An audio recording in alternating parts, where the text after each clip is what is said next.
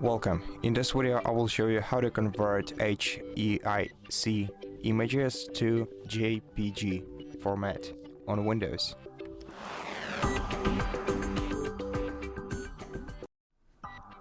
So, in order to do this, let's open the existing HEIC image using right click of your mouse and selecting Open with Paint. Now, select File, then Save as JPG Picture, and then select the destination folder for your image.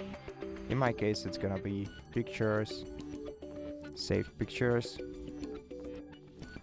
then click Save. Then you can close the Paint application, and now we got the same image in JPG format. And that's it. Thank you for watching this video. If you liked it, consider subscribing to our channel, leave us a like and a comment below, and I'll see you in the next one.